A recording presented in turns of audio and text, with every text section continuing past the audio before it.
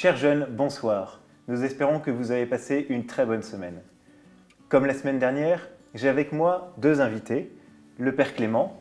Bonsoir Père. Séraphin, bonsoir tout le monde. Et le Père Do. Bonsoir Père. Bonsoir tout le monde. Mais j'ai avec moi un nouvel intervenant, le Père Thomas. Bonsoir Père. Bonsoir Séraphin, bonsoir à tous. Bienvenue Thomas. Bonsoir Mes chers Thomas, pères, bienvenue. Bonsoir. Vous le constaterez, sur ce décor, nous avons un nouvel élément, ce coffre. Nous le découvrirons tout à l'heure. La semaine dernière, nous étions avec Jésus à Nazareth, dans sa vie cachée. Cette semaine, nous restons avec lui et nous allons voir comment, avec la foi, avec lui, nous pouvons traverser l'épreuve.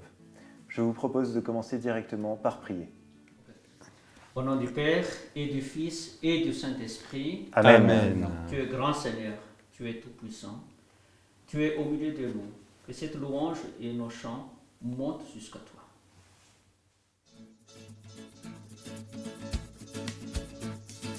À toi, Seigneur Jésus, tout fut créé. Les cieux sans fin proclament ta beauté. Tu as revêtu notre humanité. Tu nous as donné ta vie. Oui, tu es Dieu avec nous. Ton nom est Emmanuel. Et lumière sur nos lèvres. Ton visage resplendit, nous éclaire de sa lumière, ton cœur brûlant d'amour, enflamme l'univers, ton esprit descend sur nous, envahit la terre entière. Jésus, tu es le roi d'humilité, tu t'es livré pour nous jusqu'à la mort. Rien ne pourra nous séparer de toi, ton esprit nous fortifie. Nous t'offrons notre louange, ton nom Emmanuel, et lumière sur nos lèvres. Ton visage resplendit, nous éclaire de sa lumière, ton cœur brûlant d'amour, enflamme l'univers, ton esprit descend sur nous, envahit la terre entière.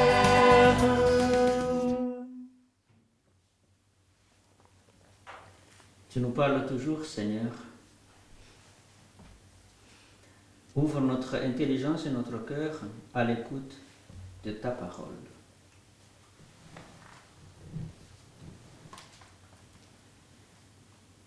Lecture de l'évangile de Saint Matthieu, du chapitre 14. Et aussitôt il obligea les disciples à monter dans la barque et à le devancer sur l'autre rive, pendant qu'il renverrait les foules. Et quand il eut renvoyé les foules, il gravit la montagne à l'écart pour prier. Le soir venu, il était là seul. La barque, elle, se trouvait déjà éloignée de la terre de plusieurs stades, harcelée par les vagues car le vent était contraire. À la 4e veille de la nuit, il vint vers eux en marchant sur la mer. Les disciples, le voyant marcher sur la mer, furent troublés. « C'est un fantôme », disaient-ils. Et pris de peur, ils se mirent à crier. Mais aussitôt Jésus leur parla en disant : « Ayez confiance, c'est moi, soyez sans crainte. » Sur quoi Pierre lui répondit : « Seigneur, si c'est bien toi, donne-moi l'ordre de venir à toi sur les eaux. » « Viens, dit Jésus. Et Pierre, descendant de la barque, se mit à marcher sur les eaux et vint vers Jésus. Mais voyant le vent, il prit peur. Et commençant à couler, il s'écria : « Seigneur, sauve-moi !» Aussitôt Jésus tendit la main et le saisit en lui disant : « Homme de peu de foi, pourquoi as-tu douté ?» Et quand ils furent montés dans la barque, le vent tomba. Ceux qui étaient dans la barque se prosternèrent devant lui en disant : « Vraiment, tu es Fils de Dieu.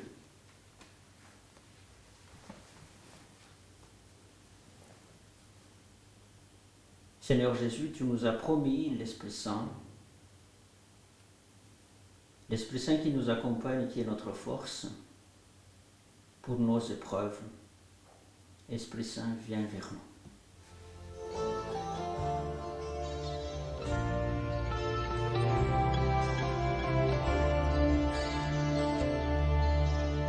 Jésus, toi qui as promis d'envoyer l'Esprit à ceux qui te prient, ô Dieu,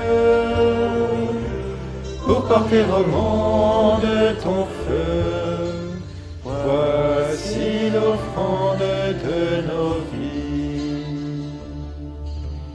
Jésus, toi qui as promis d'envoyer l'Esprit à ceux qui te prient, ô Dieu, pour porter au monde ton feu. Voici l'offrande de nos vies.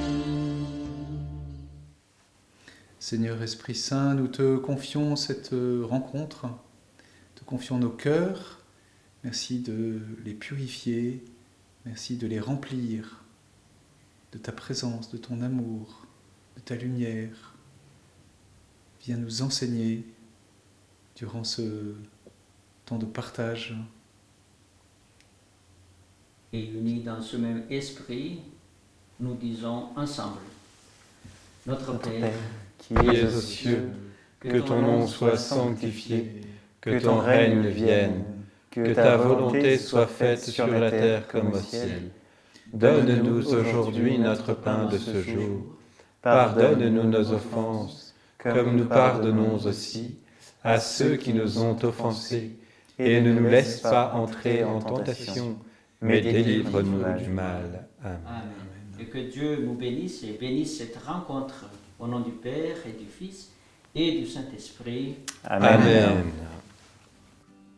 Chers amis, avant d'aborder notre thème en lien avec l'Évangile, allons voir chez la famille Gomo la bonne idée de la semaine pour tenir le confinement en famille.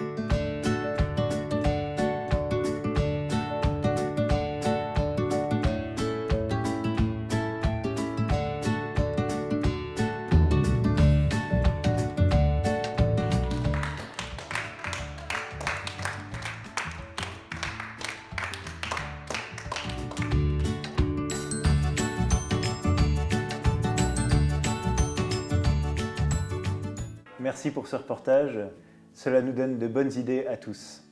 Dans l'évangile que nous avons entendu, Jésus enseigne à Saint Pierre comment tenir et avec la foi traverser l'épreuve. Nous avons justement Auguste qui a une première question en direct. Auguste, c'est à toi. Bonjour Séraphin, bonjour Père Clément, Père Do, Père Thomas, bonjour. J'aurais donc une petite question. Pourquoi y a-t-il de la souffrance, de la violence, des épreuves dans notre monde ? Merci Auguste pour ta question. Père Thomas, pouvez-vous répondre ? Oui, donc la question que tu poses, Auguste, c'est au fond la question de l'origine du mal. Et on peut tout de suite se poser une autre question, puisque Dieu a créé le monde, Est-ce que Dieu est lui-même à l'origine du mal? La réponse, elle est dans la Bible. Et la Bible est formelle, non, Dieu n'est pas à l'origine du mal. Dieu est absolument innocent de tout mal. Dieu a tout créé, on le voit dans les 2 premiers chapitres de la Genèse, donc le premier livre de la Bible, où Dieu crée tout avec sagesse, tout avec mesure, tout avec intelligence, avec beauté, avec bonté. Et donc toute la création est magnifique, elle est ordonnée, elle est harmonieuse. Et il n'y a pas de mal. Dans les 2 premiers chapitres de la Genèse, on ne voit pas le mal à l'œuvre. Et donc, la question c'est, donc si Dieu est absolument innocent, et ça c'est vraiment quelque chose que la Bible affirme absolument, et nous le croyons parce que Dieu est bon, alors d'où vient le mal? D'où viennent les épreuves? D'où viennent les maladies, les catastrophes, les souffrances, les accidents, les coronavirus, etc. etc. D'où ça? D'où tout cela vient? C'est dans le chapitre 3 de la Genèse que l'on trouve en fait la réponse à cette origine du mal. L'origine du mal, il est dans le mauvais usage que Adam et Ève, nos premiers parents, vont faire de leur liberté. Et à partir de là, en fait, c'est un acte de liberté qu'ils vont poser, mais un acte de désobéissance, un acte de révolte, un acte d'orgueil, contraire à l'amour de Dieu. Et à partir de là, eh bien, cet acte, le mal va rentrer dans leur cœur et va rentrer dans le monde. Va rentrer dans le cœur de l'homme et de la femme, et va avoir des conséquences dans toute la création, en brisant l'harmonie originelle entre Dieu et les hommes, entre les hommes entre eux, et entre les hommes et la création.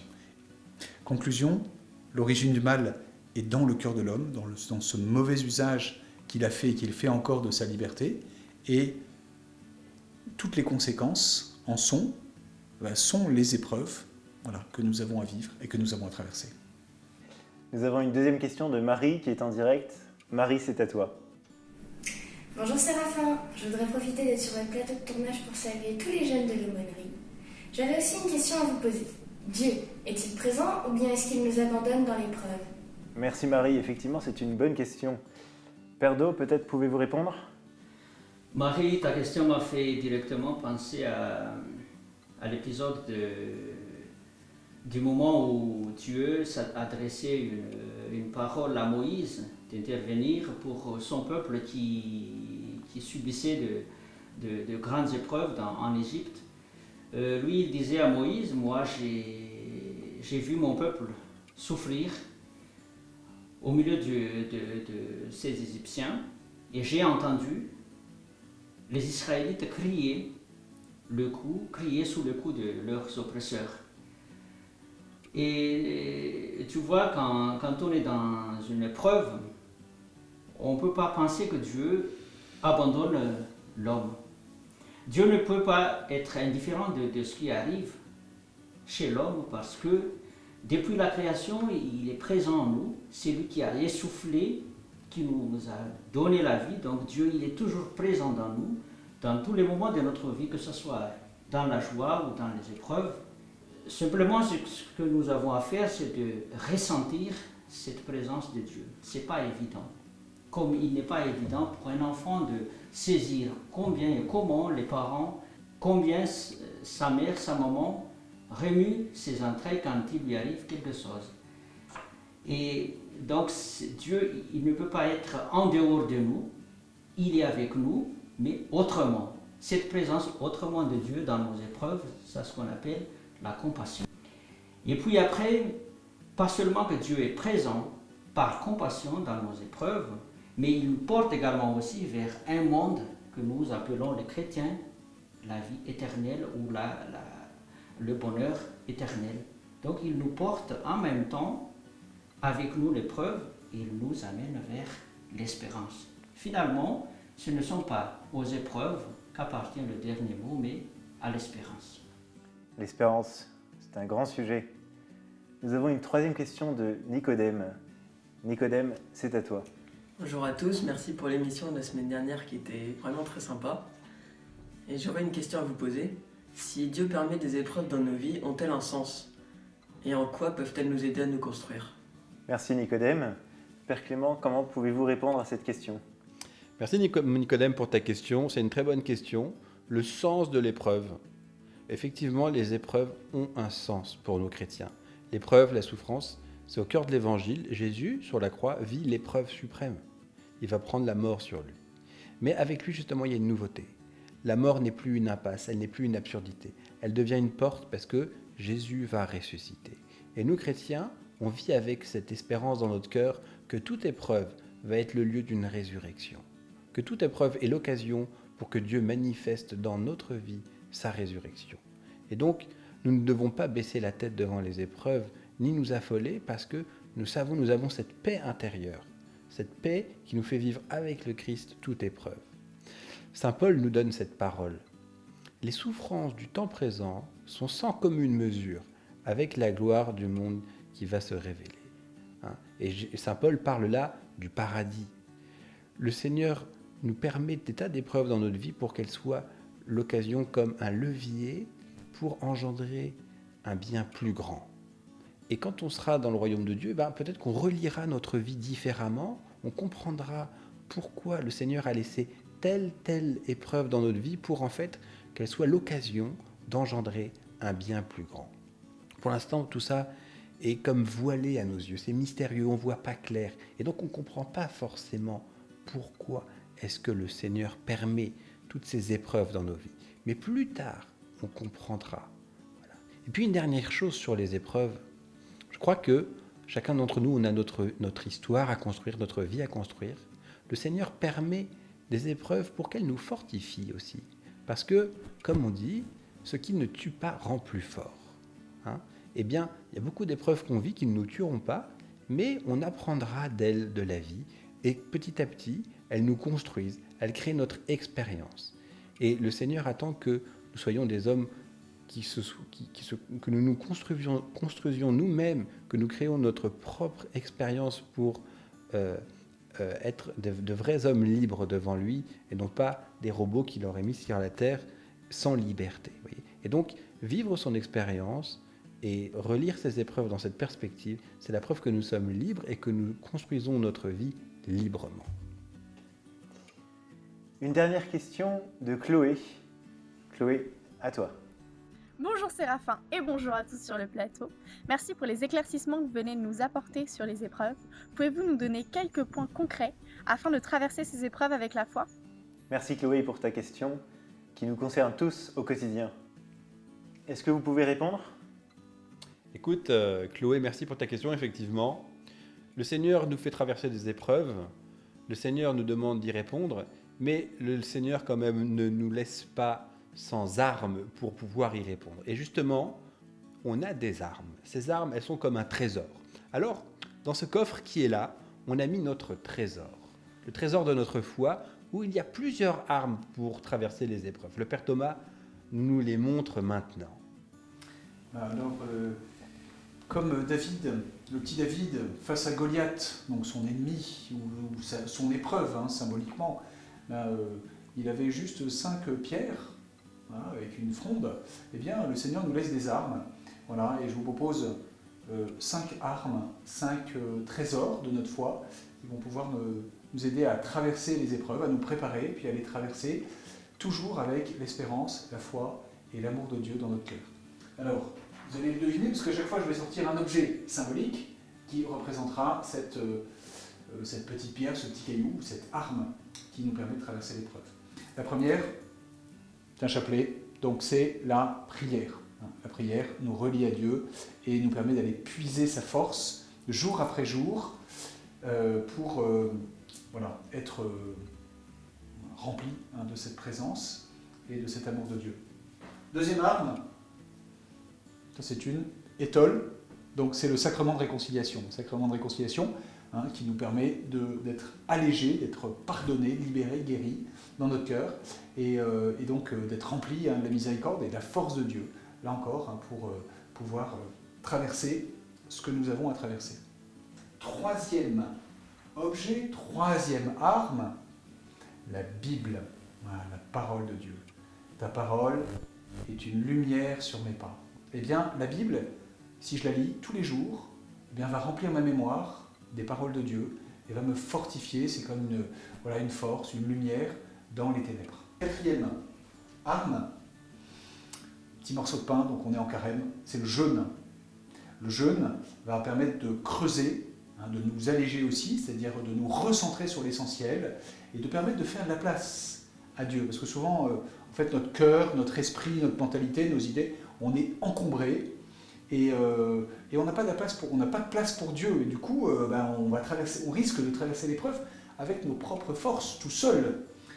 C'est un moyen que nous donne l'Église, justement pour faire de la place, pour nous alléger, pour nous recentrer sur l'essentiel.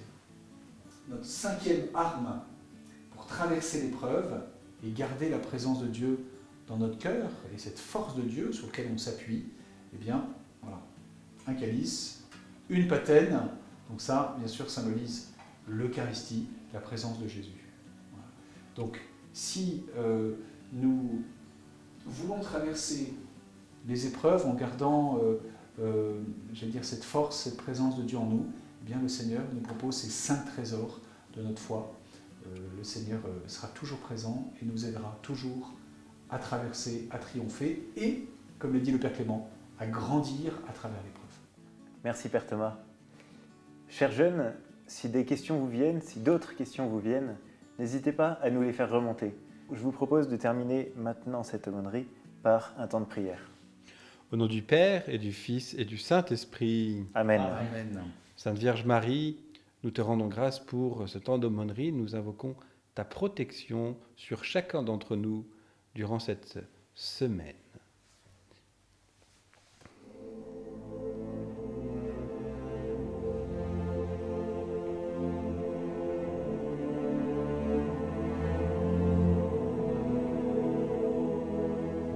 Si le vent des tentations s'élève,